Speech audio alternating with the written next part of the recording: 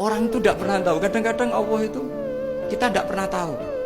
Andai kan boleh dibahasakan, kita tidak pernah tahu cara berpikir Tuhan. Jadi Allah itu zat yang mau, ya itu tadi otoritasnya penuh.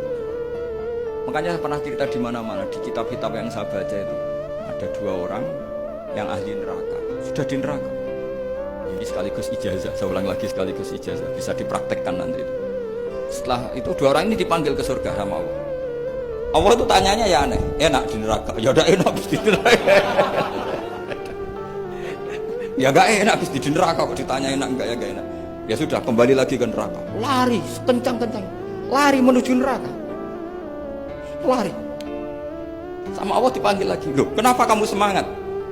Ya Allah, saya ini kapok, saya ini trauma. Dulu ketika engkau perintah, saya ini lelet sekali. Disuruh sholat lelet, disuruh zakat lelet. Maka ini dengan perintah saya semangat supaya nggak ngulang kesalahan yang sama.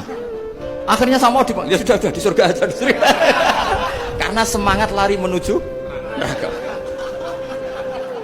Maka ini ijazah nanti kalau di mahsyar ya, kamu dipanggil, ayo masuk neraka, harus apa? Semangat, semangat. Harus semangat. Oke Gusti, semangat.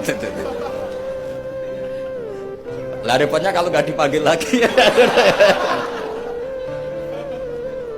Akhirnya barokahnya semangat itu dia di surga. Kita tidak pernah tahu cara berpikir Tuhan, nanti kan boleh dibahasakan seperti itu. Yang satu, ayo kembali lagi ke neraka. Tolah itu, jalan oleh lagi. Sampai itu nggak semangat oleh lagi. Terus ditanya sama, kenapa kamu tolah itu?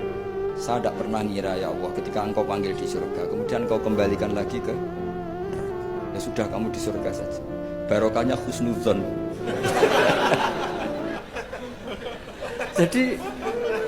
Jadi Tuhan itu unik.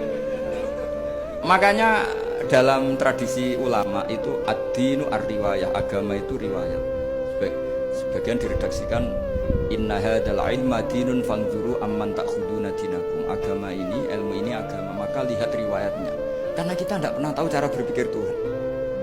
Kita harus mengikuti riwayat yang diutarakan Rasulullah SAW. Karena kita tidak pernah tahu.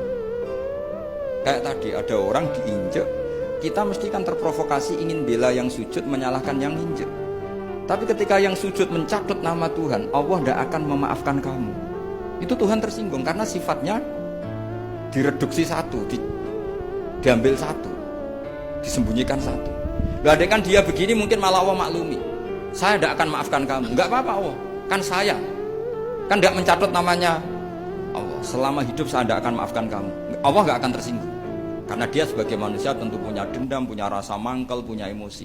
Tapi kalau ketika bilang Allah tidak akan maafkan kamu, berarti dia mencatat statusnya Allah.